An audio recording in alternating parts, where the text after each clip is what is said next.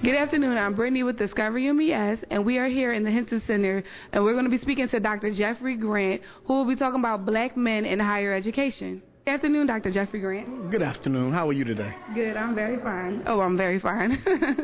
I understand that you're here to speak about black men in higher education. After doing some research, I understand that it's 42% males and 58% females enrolled out of the total enrollment of 4,235 here at UMES this spring semester. Why do you believe that the percent of females is significantly higher than the percent of males on HBCU campuses? Well, it's definitely a gender issue in terms of how we're perceived in society. Black men are not pushed to attend college and to get degrees. We are pushed to become rappers, athletes, or even drug dealers by trade. It's not cool at the teenage level and at the young men level to actually go and get a degree. It's perceived as acting white. Okay. So that brings me to my next question. I understand that you went to Catholic school. Do you believe that the public school is adequately preparing our African American males to take on the demands of higher education? I work in the public school sector in Washington, D.C., and I feel that we have a lot of work to do. All of our students are not performing at a level where they should be. That's for a myriad of reasons. We know that we have to overcome a lot of obstacles that have been put before us to get them at that level where they should be. So right now we have to continue to work in the public school to make sure that all schools fit the needs of all of our children. But there's a lot of work to be done. Okay. And what do you think is the main obstacle that we are facing, or what African American males are facing today? You know, there is no main obstacles. There's a group of obstacles, and we have to focus on all of them. You can't focus on one and forget the others because everyone is affected by something different. That's the whole point. You have to go out and learn the child and then leave. You cannot just focus on one obstacle. We have many that we have to address. We can't forget one because if we forget one obstacle, we may forget one child. That's understandable. So what advice would you give to African American males in college finding it difficult to adjust and stay focused while matriculating through college? The best advice I can give them is to stay focused. Remember who they are. Look deep inside themselves. If they don't have it there, then reach out. There are a number of us out here who are willing to mentor.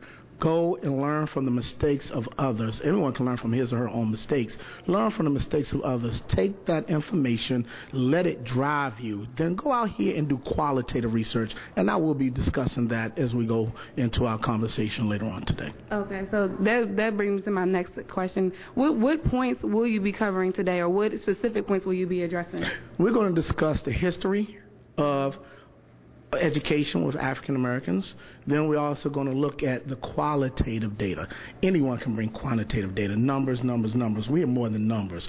We have to look at what's going on in society, what has gotten us to this point that we currently cannot seem to overcome. We have to have real conversations. Don't lie to ourselves. Number one, look at ourselves, look at our families, look at our communities and our cities, and hold ourselves accountable. Because like I stated earlier, there's a lot of work to be done. And if we don't hold ourselves accountable, no one else is going to worry about us other than us. Thank you very much. My last question, if someone wanted to contact you or locate your next speaking engagement, how would they go about doing so? I recommend that they email me right now because I'm building a website because I do have opportunities to lead in other jurisdictions as well as my job in D.C. Public Schools. But my email address in D.C. Public Schools is to reach out to me is jeffrey.grant@dc.gov. That's jeffrey.grant@dc.gov. Well, thank you for your time. Thank you for coming. Although you might feel like you have to be here, college is a choice, and everything you do is a choice that you make. So thank you for making the choice to come here. My name is Barrett-Gains. I'm the Director of African and African American Studies here. This is the 10th annual Black History Symposium at UMES. I'm really happy to welcome a speaker that is my friend since I was 5 years old. Jeffrey and I went to grade school together. We were in the same little tiny chairs in first grade, all the way up till in Sister Ursula's class, all the way up to 8th grade with Miss Ferris and Sister Dorothy, and who are all very excited that he's here, actually. Sister Dorothy and Sister Ursula both writing us emails going, how cool, I wish I could be there.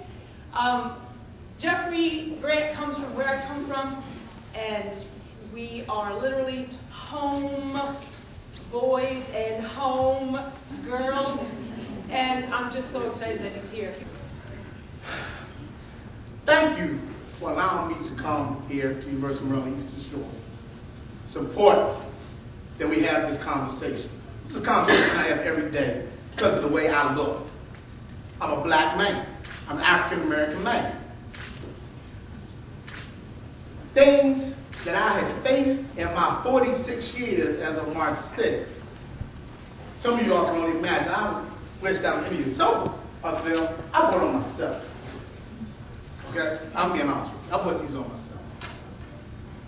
But I think that it's important that we start to have a conversation based on qualitative data, so much more so than quantitative data. We're not numbers. A lot of things we talk about based on numbers. How many of us are here? How many of us are there? I want to put up like 2 slides today. One is just to talk about first in education for African Americans. But those are things that we should know as our history. Our history should be driving us.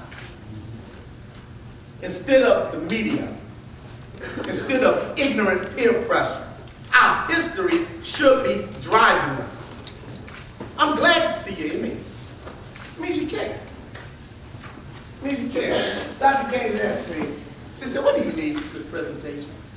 Jeff there, microphone. I said, nothing. Nothing. We need to start having conversations. Now, unfortunately, I'm going to dominate most of this conversation today. But I hope that when you go back to your classrooms, to your friends, to your homes, to your Blackberries, to your Facebook and Twitter, I hope that you are tweeting and discussing with your friends and your fans what is wrong. You're always suffering. Bottom line, and don't sit here and think just because you're here at this college and everything is fine and dandy, you're going to get your degree, you're going to walk out here and get your job at some point and take care of your family.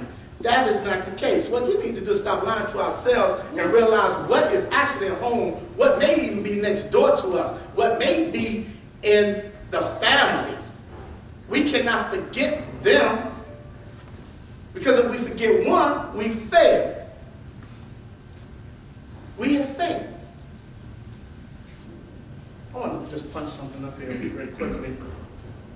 And this is, like I said, I'm not focusing on this. First in the education of African Americans, 1837, Institute for Colored Youth.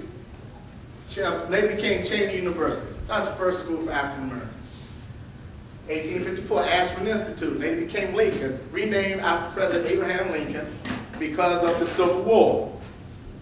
Wilberforce University, owned and operated by African Americans, the first university in Ohio.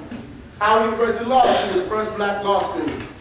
Meharry College, Medical College, 1876, the first black med school.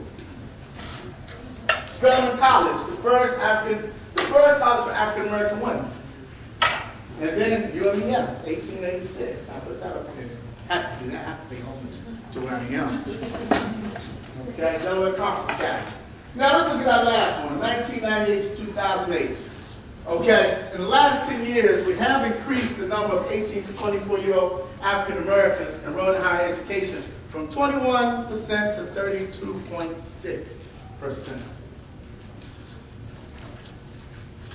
We've done something.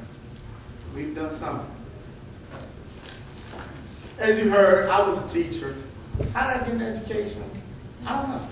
My sister used to make me play school when I was a kid. She was 3 years older, and I'm pretty sure that's what helped me get ahead. Everything she learned, she would bring home to me and make me learn it because she had to learn. I think that's why I got my love for learning. My mother and my father were not college graduates at the time. At the time. I entered school in 1970. My father came here in the mid-50s. His parents had died a month apart when he was 17 years old. So he really didn't have anybody in his family who attended college.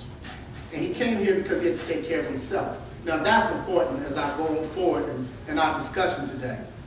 He did not have a history of being a college student. So the conversation as I was growing up, being raised by two wonderful parents, mind you, was not centered around going to college based on experience. It was centered on going to college because this is what you're supposed to do. But, and like I tell you, it plays a role. It plays a role, I'm going to tell you. He did not know exactly what to say to me about college. And that came to light when I was 18, 19, and I'm going to get to that part. They enrolled me in private schools, St. Anthony's, as Dr. Gaines told you. My sister, and they took my cousin, Darren, in, and they raised us in private schools, Catholic. And we went to school, we took education seriously. For the early years, I enjoyed competing with Catherine, as we call it. We had our little group. That's all we did. We competed for the best grades. But then, as you all know, and we're not going to lie to ourselves, puberty set in. And we got crazy. Well, I did. I'm not even going to lie. I did. It was about me, and being cool. Who could fight? Who could dance? Who could play ball? Who was the best ball player? Okay, you know, that's when you start to develop your swagger. Trust me, I bought it hook, line, and sinker. All the brains that I had, my God-given talent. Gonzaga, who's heard of Gonzaga College High in D.C.? Nice school, prestigious school. I had colleges sending me mail about coming there on academic scholarship. Oh, great. But then I also had the ladies here. I had the fellas here. Oh, I couldn't wait for Friday night. I was at every go-go and party, everyone, trust me. 14 years old, that's how it was too funny because I was able to actually fly under the radar with my parents. Because my sister being 3 years older is female, you know how you want the girl, she's 17, we got to make sure the girl is fine. The boys would bring home A's and B's, consistent honors, but guess what? I got to go out on Friday and Saturday night, fly below the radar. I was at the bowling alley, the Red Asses, Trouble, EU, I was getting it in. I was getting it in, trust me, at 14. Okay? But I knew what to do. I knew to go sit in the front row class at Gonzaga.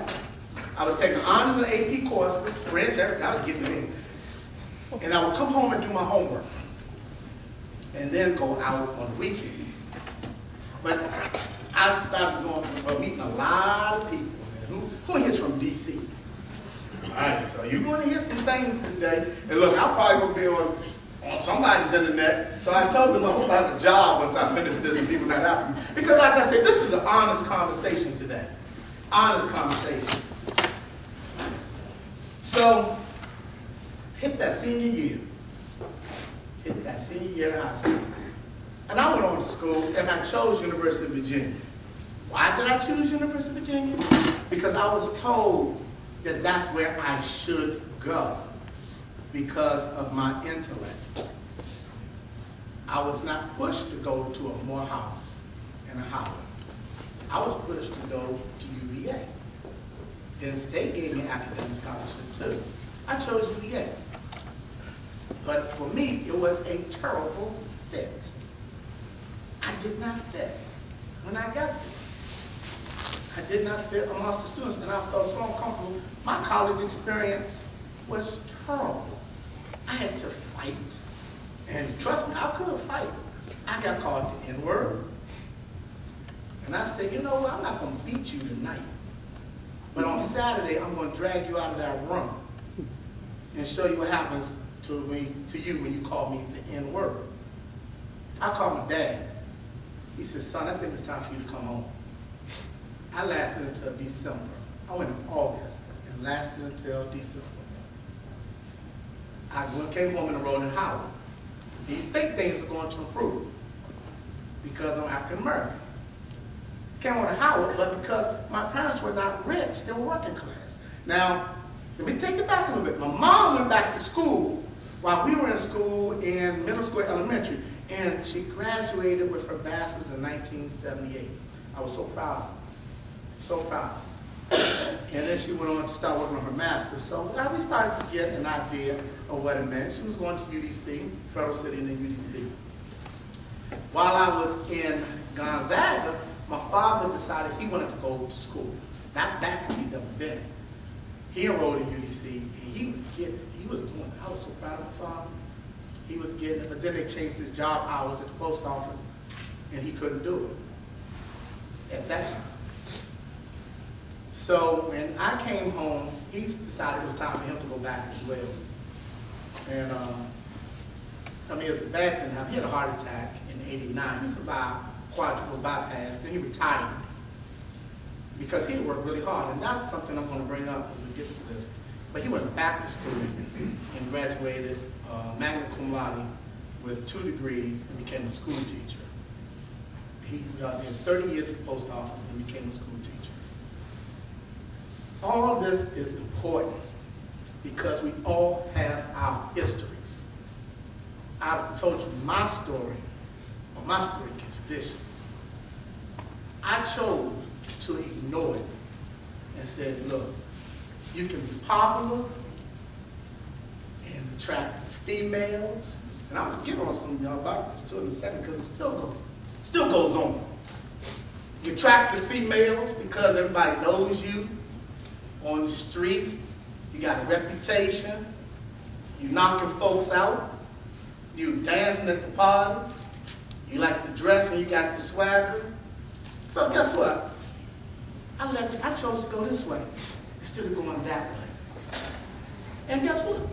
I still attracted the college ladies. I still attracted the college ladies. That's when my views were totally skewed. Because a lot of dudes who chose to go that direction still attracted the college females. Now, we're supposed to be raised to deal with quality. Quality means that you are preparing yourself for the future. I know that street dudes are not living quality lives. They're not going to bring quality lives to you. Fellas, if you think that you're going to play both sides of the fence, go to school and still deal weed out the room, you're not living a quality life.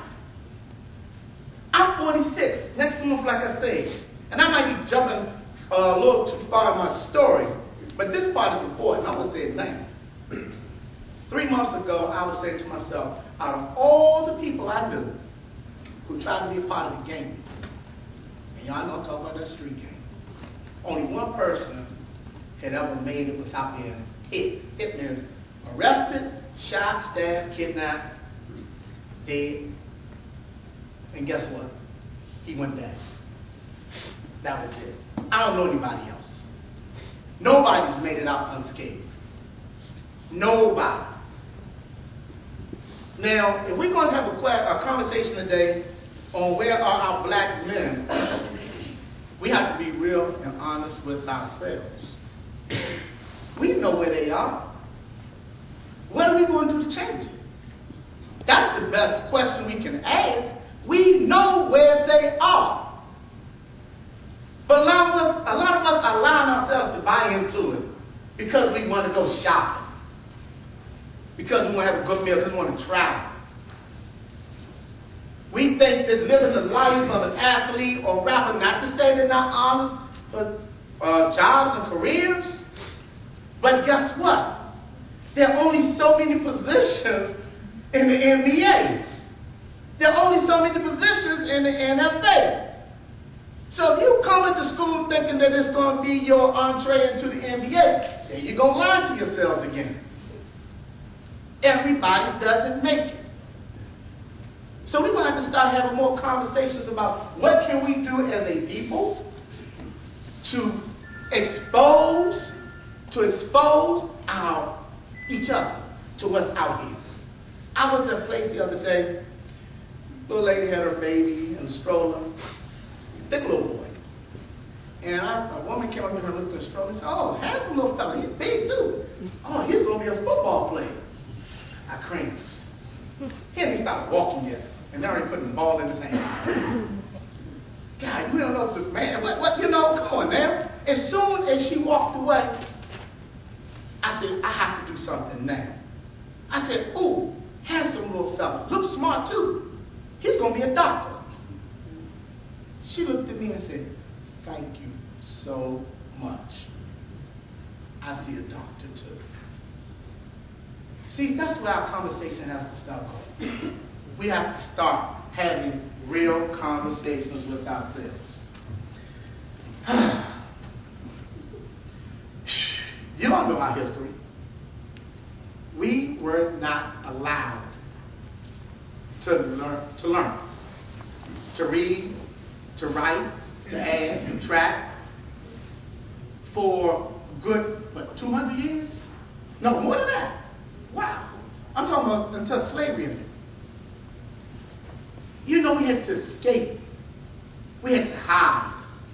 We had to run. You could not show intellect. Those are the bonds and the chains that still hold us back. It's like now, you're still not allowed to show your intellect. Because then you'd be called a nerd or geek or say you're acting white. So you're telling me, just because I know how to read, write, and subtract, I'm acting white? I thought that was acting right.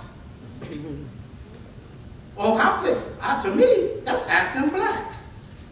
As far as I'm concerned, why do I have to put the slang and a little piece in it? Because that means I'm trying to be white.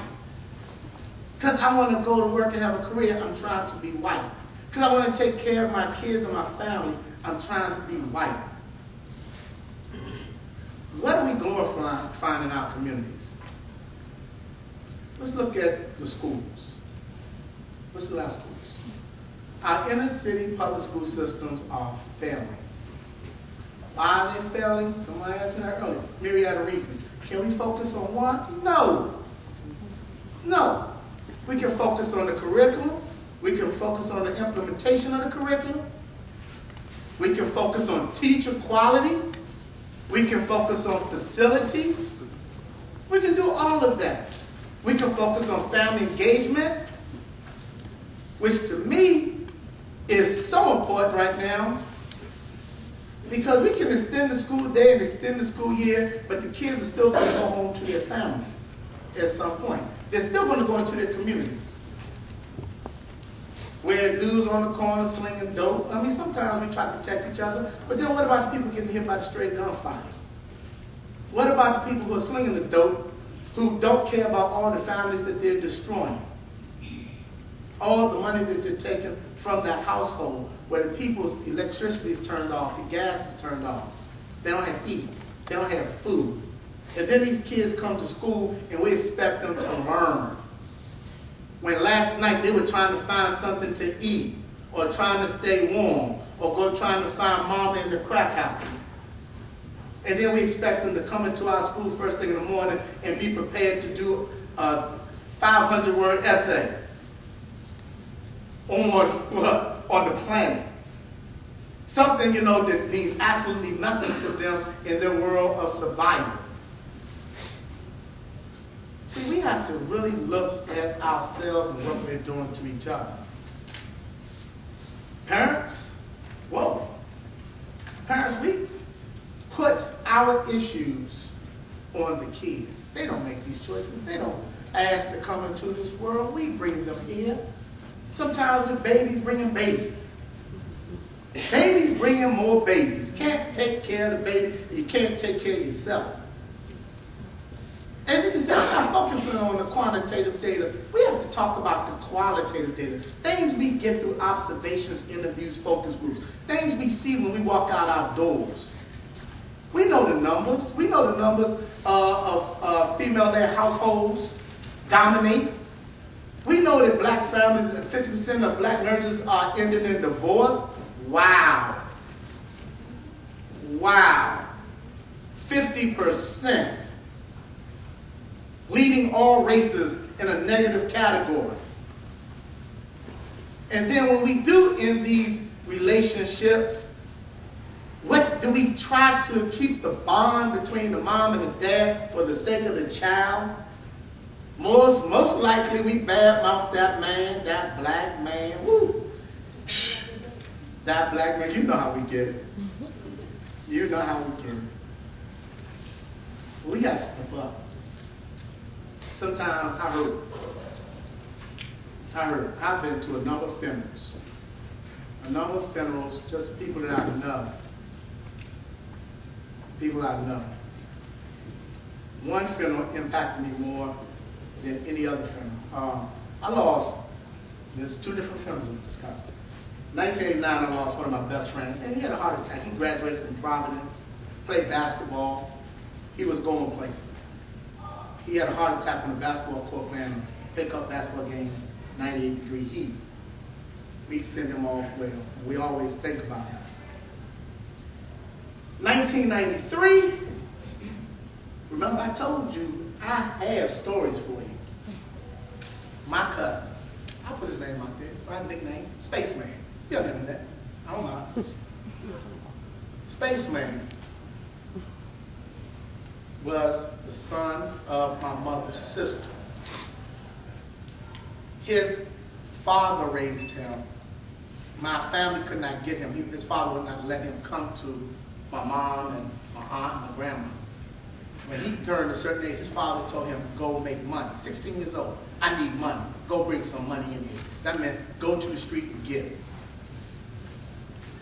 My mother kept trying to talk to him and kept trying to say, Jeffrey, you cannot hang with him because he is heading down the wrong path. He got locked up at 18, did 3 years. He called me when he got out. I picked him up. He came right back, hit the street hard. Got on. He got his GED. No, he tried to get his GED. He said he got it. I never saw it. Never got a job. Oh, but he was making money. Now me, being stupid, being stupid. Because I knew, hey, you know what, I know all y'all, let me start throwing parties for you. Oh yeah, I was throwing Chuck Brown parties, my bro, your ski trips. Oh yeah, y'all got money, I'm gonna get y'all to spend money. Being stupid. I'm honest, like I said, I don't have time to lie about it anymore. Right now we have to be honest because there are more people out there like me. But guess what? Brian couldn't stop. Things got crazy.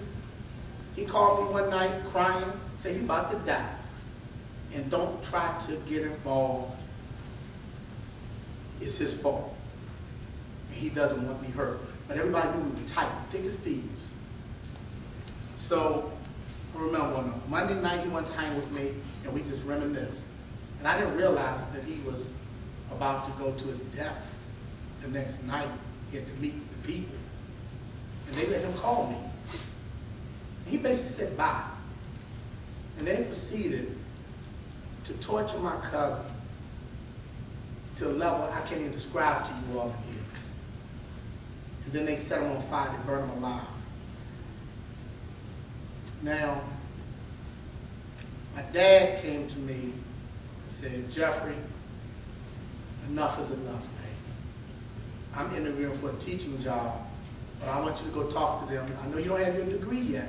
Talk to them and let them know how smart you are and that you're going to dedicate yourself to going back to school. And I did, and I got a teaching job without a degree and worked on it. That scared me. It scared me. You have to fear something. You have to fear something. I'm afraid to die in that manner. Now I can die in peace if I have to die. But that scared me. And I've seen others go down that same path. So, what are we going to do about it? Are the conversations taking place in the home? Around the dinner table about what it's like to be an accountant? What it's like to be an architect? What it's like to be an engineer? I know many of us, we're all students, a number of our parents went to college, a number of our parents did not. But are the conversations taking place amongst our families? Are the conversations taking place amongst yourselves? I belong to that illustrious fraternity, Kappa Alpha Psi Fraternity Incorporated, and I did that for a reason. I did it for a reason. I was going to do it in '86. Something happened in Howard, so I wasn't able to. But I made sure I got it done. because I have to be around people, like-minded people who are going to have a conversation about how we're going to go forward and work together as a unit, as a family, as a race. We have to figure this one out. I'll show you all something. This is on the other slide I put up here. Look at this. College or prison? Those are the numbers. Now, California, right now, and this is African American males. California, now this is the last data, I think it's about 2008, I'm trying to get the latest. Almost 60,000 African American males in college, close to 50,000 in prison. Look at Texas. Look at Texas. Almost 41,000 in college. 66,000 African American males in prison or jails. Look at New York. New York is doing a little better, but that's still too many. Look how many black males in prison. As of 2009, we make up 12% of the population and 38.9% of the prison population for African Americans. 12% of the U.S. population, 38.9% of the prison population. Now here's the part that we see, and I don't know if you all see, but I do. When people come home from prison, they're embraced, they're celebrating, throwing parties, taking shots. Oh, he's coming home. He's coming home. Popping bottles. You know, oh, he home. Hey, somebody gonna take a shot. Yeah, he did his time. But are the same people who are celebrating those persons celebrating the college graduate all of the time? All of the time.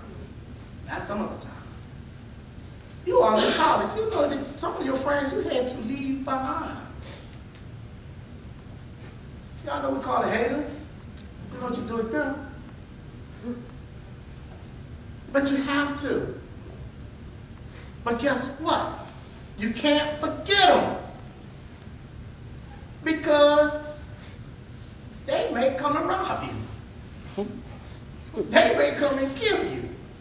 So if you got yours and you forget them, they're still there. So the whole point is you cannot let them hold you back, but you cannot forget that they exist. Ergo, the conversation going forward is once we identify that they are there, you have to do that by opening your eyes, then you should be working to identify the strategies that we're going to implement to bring them to another level. Another level that's going to allow them to be positive influences on our community. Positive influences on our community. Is anyone here going into education? Can I do a show of hands? Any prospective teachers? Okay, keep your hands up. Do you want to, leave your hand up if you want to work in an inner city system. Hey. Okay, I see. Did you see a hand or two go down? Thank you, thank you. Thanks, all of you. When you work in an inner city system, you're going to have to identify that our children who look like us, are going to need additional support. They're going to need to have conversations around where they currently are. That's how you're going to have to plan. You're going to have to say, what do you need to be successful? A lot of times we don't do that. We come in and tell them what they need instead of us asking them. A 5-year-old can tell you what he or she needs. What do you need? They just may need to be heard. They just may need a cup of noodles. Well, give them an apple. Give them a piece of fruit. Because they might have had the oodles and noodles last night, or they may have had candy to put them to sleep. You know, that was dinner. They found what they could to put in their belly. Then we got to start looking at our males. Now, ladies, I'm not forgetting you, I promise. I'm not forgetting the ladies. But this is about black men today. Ladies, some of you all, a number of you all, well, more of you all are figuring out than we are. More of you are figuring it out. And I'm going to talk about that because, unfortunately, you've been played against us. But let me go back to that piece I'm saying, finding out what these kids need. So when you start to have those conversations, you start to have it about their futures. You start to discuss with them what is their skill set other than being able to run fast or jump high. You find out what type of learner they are. Kinesthetic, tactile. Learn, find out. A lot of them hands-on. And a lot of them have a lot of experiences, but if you tie it into the way that they learn, it works. They're busy. They're told to sit down, and if they don't sit down, they're told to take rhythm. Because then they're identified as ADHD, hyperactive, bipolar. Put them on medication so they sit there and be quiet. What's wrong with asking questions? Isn't that how we've been taught right here at college? To be lifelong learners, and the only way to learn is to inquire. Inquire. That's what we have been not being taught. We're told to sit still, shut up, and take what we give you. But guess what? We can't always make that connection because of the lack of exposure. This is a quick question. How many, okay, I'm going to go back to 6th grade. How many people in here had flown to London by the time they were in 6th grade? Show of hands. Okay, I see 1, 2, 3. There was a fact book in PG County schools back in 1996 that asked, what unit would you use to measure the amount of time for a plane flight from New York to London? Now, a lot of them had never been on a plane, much less flown across the Atlantic to London. So they never even had the conversation about, oh, it's going to take us such and such number of hours to fly across the Atlantic. But this was a question posed before they were even taught the information. So we have to look at our textbooks. We have to look at the information that's being disseminated on a regular basis. We're going to have to expose our males on a non-stop basis. And because so few black men are in the home, we're going to have to reach out and pull some in. The ones who have it, don't forget those who don't have it. Don't say, I got mine, and you get yours. Because guess what? They may not get it. And then we start to hold our heads up thinking we the privileged few. And we the elite. And you know we love that title, the black elite. And I don't want to start talking about those organizations because I don't feel like anybody emailing me and calling me later on. But you know how it goes. You all know how it goes. Because yes, we have those elitist organizations in and around Washington, D.C. And we work very hard, or they work very hard to keep people out. And I'm sure that you have it in your cities as well. And you know that we go into the community and we don't want to go back from whence we came. We want to forget. Oh, no, not I. You know how we do it. And the whole point is sometimes when we get to college, before we get to that place where we're having the 6 figures, we get here and we forget. And I'm hoping every last one of you in this room takes the opportunity to go into the community around UMES and work in those schools and look at those little fellas and start talking to them and exposing them to what's going on here at UMES. My lady and I, we took the kids 2 weeks ago, down to Norfolk State Hampton game. Just took them out the city. Let them start seeing it now. Start preparing your minds. The kids are 10 to 15. We have to continue to expose them. I'm in Washington, D.C. You know how often I go to museums a lot. I rarely see people on the weekends that look like me, other than the kids we have. Because our kids are basketball coaches. Okay? Our kids are DC Star with TCB.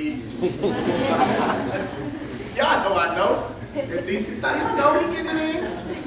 You know what our kids are doing. Gallery place, wilding out, putting it on the phone and then putting it on YouTube and Facebook thinking that's it. You all know what we're doing. And we can't sit back and laugh at it. I mean, right now we can laugh what's in this room. But you know it's serious. I have buried, I don't know how many of my students.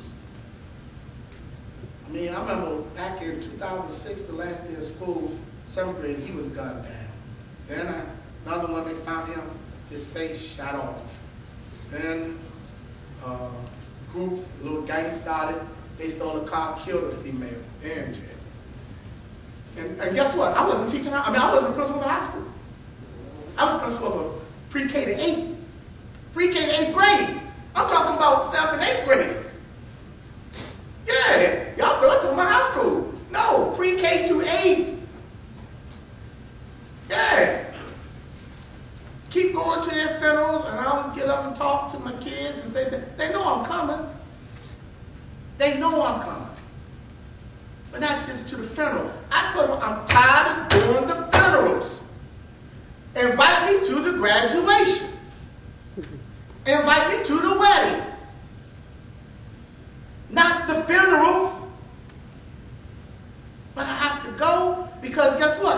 A lot of times that's why I can get them all in one room. And they know I'm going to get up and say something, but they know I'm coming and they know I'm going to call them out. And that's what we have to do. We can't be afraid. We cannot be afraid of people who look like us. But here's the problem.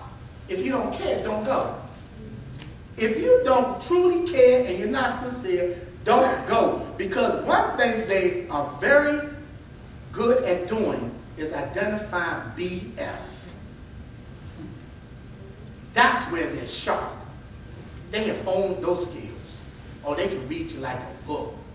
Oh, they know, because I'm telling you, they can talk you out of anything. Oh, they slick, they can work that piece, trust me, because they have gotten to that level by working the streets. So they know when somebody's not sincere. Now, I'm not saying you have to go and talk the slick talk, talk the yin yang order, whatever, talk the okey doke. Don't do that.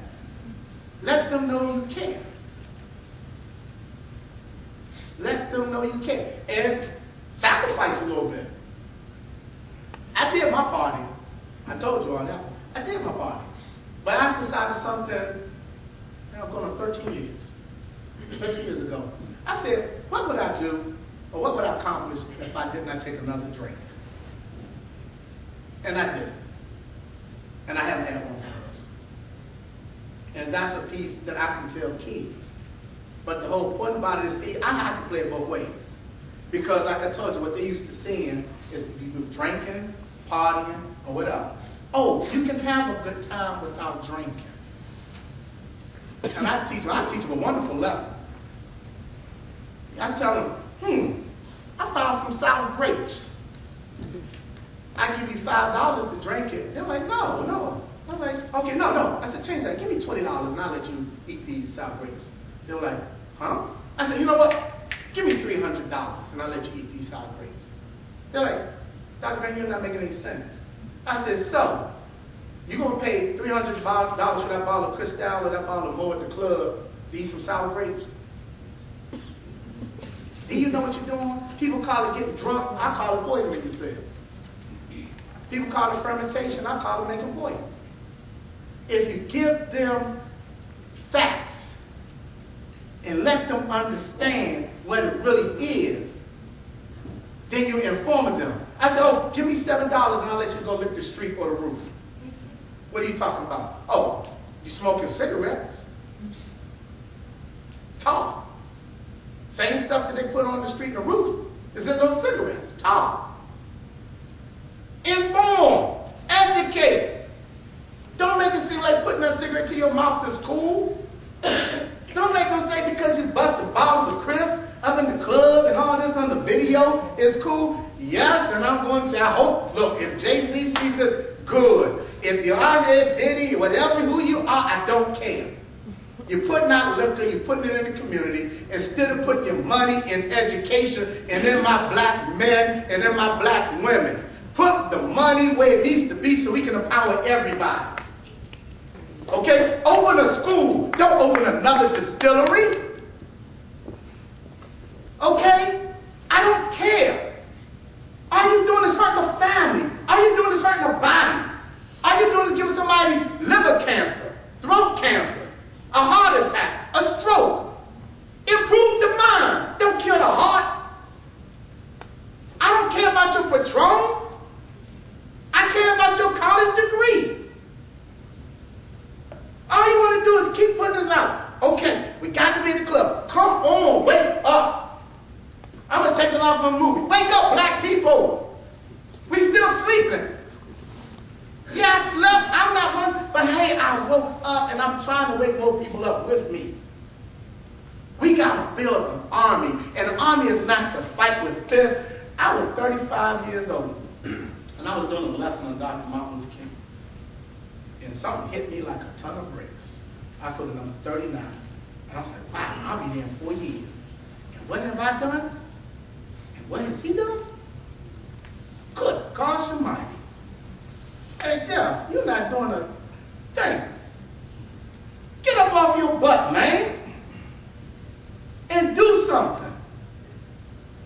Look at what that man did. And he promoted education. Look at all the people who promoted education who came before us.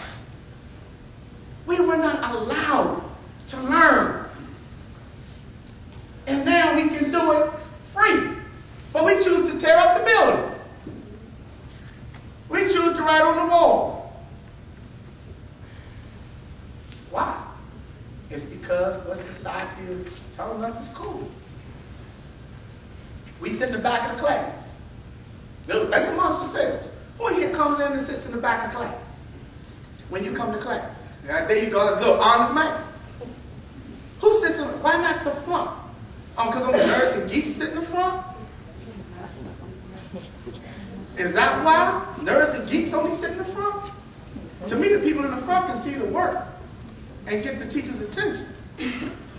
Get the information. What we have to do is stop modeling best practices. Best practices are doing things to get the information that we need in order to be successful. Best practices means getting up and getting there on time. Best practices means getting your notes. Best practices means having conversations with your peers about ideas. Take what has already been done, reformulate it, recreate it. Find what works for us. Take it to people who look like us. Find their strengths and build on them. Now I'm going to throw something out here real fast to my ladies out here. When you were in high school, did you, and you don't have to raise your hand, just think. When mom and dad said it was okay for you to maybe have a little boyfriend or something, which one piqued your interest the most? Was it the dude who might have sat in front? At the time, he may have had his glasses, very mannerable, might be a little quiet, probably was on the road. Or if y'all know what I'm coming to next, did you like the dreads? Did you like dude that had the pants down here a little bit, knew how to do the swags, had the latest gear? He may have been sitting in the back of the class, might have been getting C's and D's, might have been getting F's. Guess what? He was cool. And I thought y'all knew he was cool. Now I'm going to give y'all a little information. And fellas who are here in school, I'm going to give y'all some info at the same time. Okay? Fellas, don't worry about it right now. Because at 30, they're going to come looking for you. Okay? So if that's the way you did it, the way I said it, you doing your work and getting those A's and B's and honor roll and being mannerable, trust me. These ladies who are looking at the cool, who are really doing anything, they're going to wake up. But see, here's my problem. Ladies, you got so much power. You have so much power.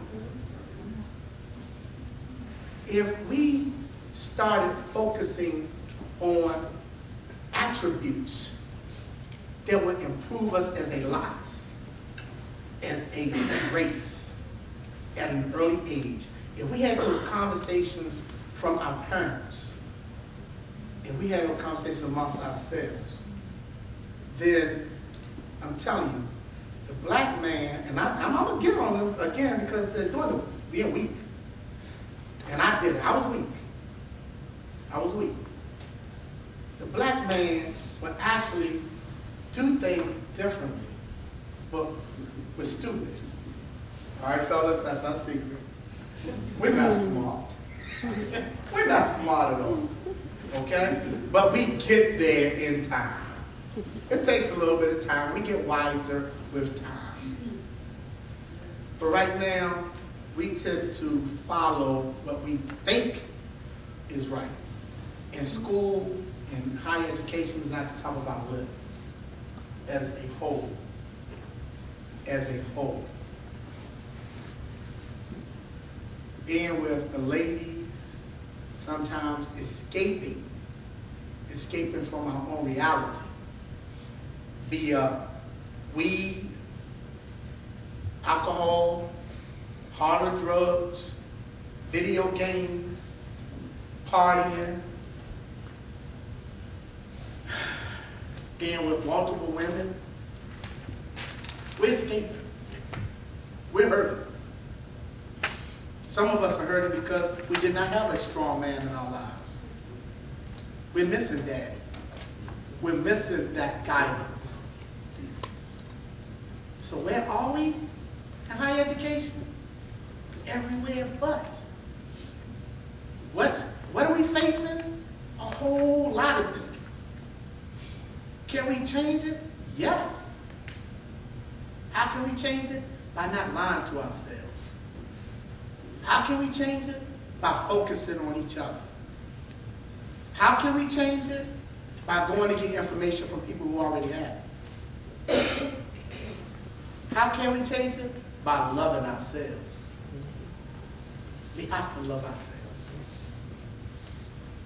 Now, I don't know if you want to hear some more numbers, but it's not about numbers, because all of these black men have names.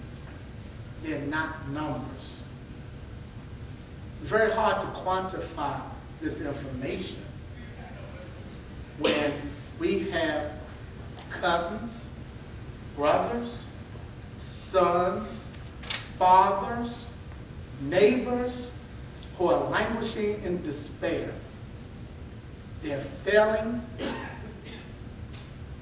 They're ladies. Like I said, I'm not beating up on my ladies, but then ladies, you get angry. You don't want them. You're angry with them. Talk with them. There's a book I read, and I read it over and over. Ellis Coasty, Envy of the World, Being a Black Man in America. I highly recommend it. Highly recommend that book. Especially for ladies, women. Highly recommend it. We face a lot of peer pressure. And we don't know any better. We're ignorant. And ignorant means devoid of fact. That's all that is. Not calling it anything negative. We just don't know anything. We get our information on the corner, sitting there hee-hee-ha-ha, looking at some stupid books or looking on a video. Don't know a daggone thing. You telling him what to do when you're 12 years old and you know nothing yourself. Not picking, I'm just using an example. But that's how it is. That's how it is. I want to take a quick pause. Any questions up here? I'm a road. Any questions up here? Have I missed anything? Have I missed anything? Tell me if I missed something. I always want to know. Did I miss anything, partner? Doing good. Oh, yeah, I'm good. Am I good? Great job. So, I got oh, go ahead. So, you telling your story, and half of your story is you had a good time. So how is it that you can tell other people don't have the good time, have the hard struggle the whole time. Is that fair? You had the good time. Well, let's rephrase that. Did I have a good time? Looking back, hell no. No. No. Not even gonna lie to you. Let me hit this for a second. I want this in my eye. So I can get this off. Is it going on? Okay. No, I didn't have a good time. Let me tell you. No. It seems like I did. No, I did not. Like I said, I was at the club. I like to dance. I still dance. I have a better time now. Love to dance. You know why my time is so great now? I can get up every morning and go to work. Believe it or not, I have not been sick with a cold, flu, or headache in 8 years. I don't take any medicine. I keep no medicine in my house. I get in trouble because I have a couple of 15-year-olds and 13-year-olds between us, and they can talk about, and y'all got to read between the lines and listen. I need a Tylenol. I said, go drink some water and lie down. Just shake it off. They said, you can't say that. But no, I don't believe in medicine. I believe in taking care of your body right now because your body will take care of you. Did I party? Yes. But we have to make good decisions on when and where to party. And what night of the week. Take care of business first. Oh, you know why I know it wasn't a good time? Because I suffered. Did I have to hit the ground hard? Yes. Yes. Okay? My marriage dissolved. Hey, but that's a whole other story. Maybe we can do another seminar around that. But I fought to keep my kids. And I have my kids. My kids love Dad. I have a beautiful woman in my life who loves me. And that's the whole point. It was, in that time, it looked like a good time. But my times are so much better now. So much better. They read my bio. This is not bragging. This is just reality. I get flown to Harvard in the summer and get put up to train teachers from all over the world. I ain't there for 2 or 3 weeks. I get to come here and talk, which I love to do. My skill set is my mouth. Okay? It's like some people can shoot that jet. I can run my mouth.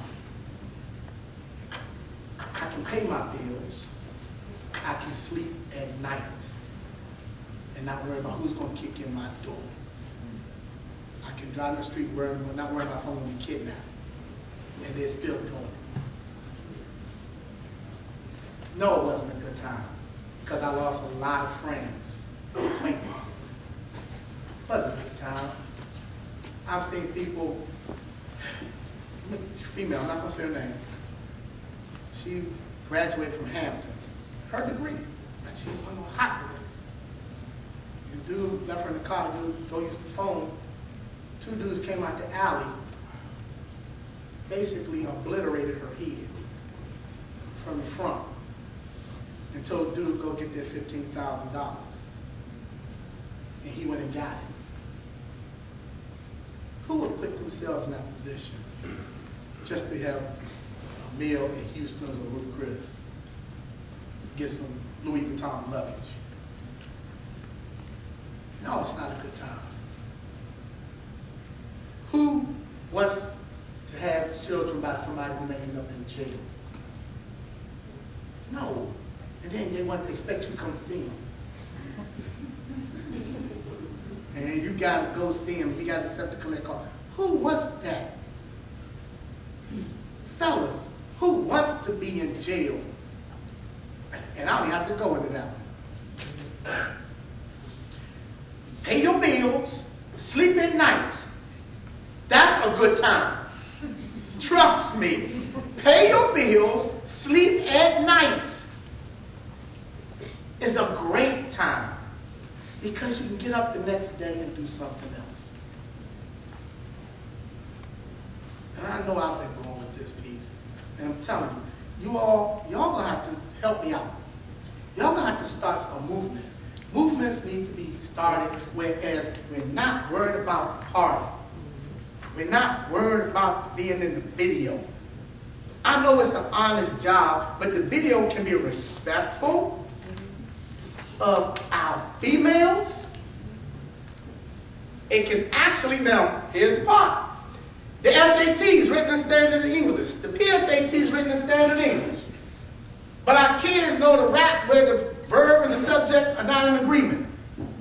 So when they hear, who is it? It is I. What does that mean? And they say, no, it's me. No, it is I. Because the subjective pronoun follows a linking verb. Who are you talking to? No, to whom are you speaking? Oh, because the preposition is not at the end of a sentence. Miss Burris, hey, you know it. That's our teaching. We know all 44 prepositions and where to use them. Yeah, that's why I can pass the SAT. I know standard English. So, having a good time means I can come and have a conversation with you all. Having a good time means I can go back to my job, have my benefits. If I get sick, I can go to the doctor. Have a good time, I can live in the house, and every now and then if I want to take a trip, I can go. Have a good time means I can buy my cars that I like. Have a nice car. I mean, one I can afford. One I can afford. Hey, let me clear that up now. One I can afford. Okay? That's having a good time. Having a good time means raising your children in a safe, nurturing environment. Putting them to bed at night and knowing that they're safe and loved, that's having a good time. And I'm hoping that getting more information to take back to others is having a good time. Don't put me in a conversation where you're talking about people. Small minds talk about people.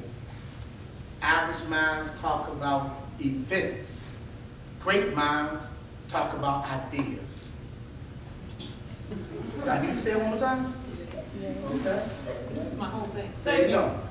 Small minds talk about people. Average minds talk about events. That's the middle school. That's the master's degree student that taught you history, events. Yeah, that's it. But college. Great minds talk about ideas. You are here to invent, to take to another level.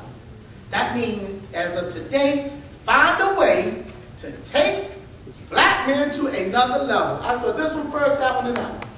All right, did you feel like that you had guidance once you came? I came one more time. Do you feel like when you was like getting raised growing up, teenager, you feel like you had guidance? Because I know most people don't have guidance or support to become successful. That's why they become college students or they stay at home. That is very true. I did have guidance. And guess what? I chose not to listen to it.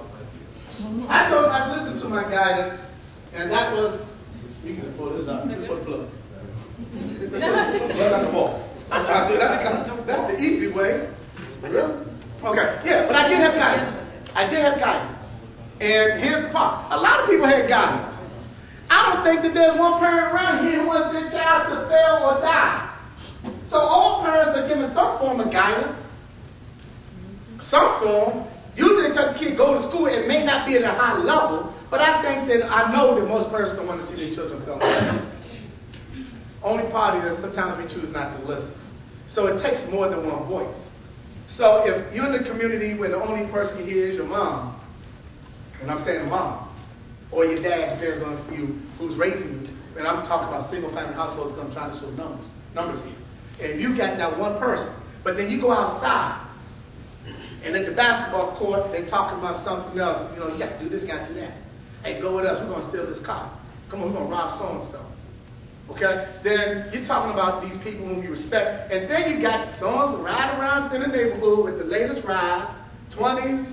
You got a pocket full of cash. Y'all, everybody, and then fellas, y'all know what we do. And all the ladies want him. All the ladies want him. Then guess what? Who's going to be his model, his role model? Because he can buy what he wants. He can get the pretty lady. And you know that's the way we focus, because we shallow as I don't know what. We don't know what to look for there. We just looking at how they look. And then we go for that. Oh, how'd you get that? Can I work for you? So I can get some of that money up. Yeah, he wants to know a foot soldier. He wants a young man he can stash his stuff. Yeah. I mean, let's people he got to go see. Let's work he has to do. But his money coming in, he's recruited enough. And then we have because we got on some fresh sneakers and a pair of True Religions. And then we have it. I have 2 nephews, and one of them is, he just turned 16, and he goes to Duke Ellington, but he lives in Condon Terrace. So it's from one world to another. I know Condon Terrace well. So living in a society where the people who are respected have money, how do you give children the reality of how they're being brainwashed? How do you speak to that without, I don't know how I'm trying to say this. Say it. Just say whatever you want to say, and I can interpret. Trust me. I asked my nephew, the one that's 9, I asked him did he want to go to college, and he told me no, because it takes too long. And they want the money now. That's how their mind works. Okay, the one thing you cannot do is stop talking. Okay, that's what some people do. They stop talking, but the other ones are going to keep talking. Okay, then you have to recruit others. You're going to take your nephews and ride down here. You're going to have to find these brothers around here and introduce them. Then you're going to have to sit around and maybe show them, take them to the cemetery. Show people you know. Show them who's dead. I know Condon Terrace. I can direct you to some folks over there. P.R. Harris. Like I said, I was principal with P.R. Harris. Okay? The whole piece is we cannot stop the conversations. That is the important part. If you stop talking, they've won. The others have won. You can't stop talking. And you notice, fellas, you notice, people are going to keep telling us to be quiet. You talk too much. You talk too much. You talk too much. Nobody want to hear that. So what? So what? They told Malcolm X he talked too much. Dr. King, he talked too much. Frederick Douglass, Marcus Garvey, they told them they talk too much because it's right and everybody doesn't want it. See, we are part of a system, capitalism. And I hope all of you understand that, what capitalism means. Sure, you need 5% of the population to be at or below the poverty level in order for capitalism to be successful. That means inflation won't occur. So the people who have the money, their money stays large. So when you understand that concept, you have to understand that people are being kept down for a reason. So the people who have money keep their money. That is it. Bill Clinton, I get up, man, kudos, because he showed that inflation does not have to occur if the poverty level goes below 5%. He disproved that theory. They don't want everybody to have, because once everybody has, it seems to depreciate them and they don't see it as grand. And it's not just people who don't look like us, it's people who look like us as well. Don't be a part of that group. Talk to our young fellas. I saw it again. Right here, my people. I do a lot of outreach organization with XMRP, and we noticed that a lot of persons work like 2 or 3 jobs trying to basically pay for the hours, and a lot of times they're not there at the house. So when they're gone, the kids don't have nowhere to go but to the streets. So what would be a good suggestion or solution for them? Because I mean, we get like a lot of funding, we try to look for these people to invest in the youth, but a lot of times it's not enough to reach out to all of the kids. And I do know this. See, we know that we're in a recession, horrible recession, and there's not a lot of funding in place. It requires us to go into the community without money. Other places and countries do it. Sometimes you just have to do it because it's the right thing to do. You can't always look to get paid. It's the right thing to do. If you just see a brother, young fellow on the street, and you just got a basketball, shoot a game of hoops with him by talking to him about what he's going to do with his future. Ladies, Girl Scouts doesn't cause. Start your own organization. Name it something else. But sometimes we have to do it. Each one teach one. We have to lead. We have to lead. we are not going to make it. It's like we stopped. Y'all notice that? Y'all notice we stopped as a race. It's like we got to a certain level and everything just ceased. Bam, it's over. Nobody wanted to do anything. Oh, enough of us in college, enough of us got jobs. Oh my goodness now. I hope this doesn't be the end all. We got a black president. Okay, so we made it to the House of sometime and then go home and continue working because we're not there. We are nowhere near there. We are nowhere near where we should be. Yes. Thank you so much. I really appreciate it. Appreciate your talk, but I want to change the focus for a little bit. A lot of people know me. I'm Miss Benita. I work in housing, and I always try to come out to student supported events because I want to see the way that you think and understand like where you guys are coming from. And I want to change the focus a bit to focus on you. Like you have to make sure your stuff is straight and on point before you can help someone else. And a lot of people are here in college, and you really don't see the light at the end of the tunnel to see, well, why am I here? Sometimes you came, and it's because what mama or daddy wanted you to do. And you don't do it within your full heart, or you really don't know why you're here. You enjoy more living on campus or the social life or focusing on what you really need to do. So what I want to say to you is find yourself a mentor.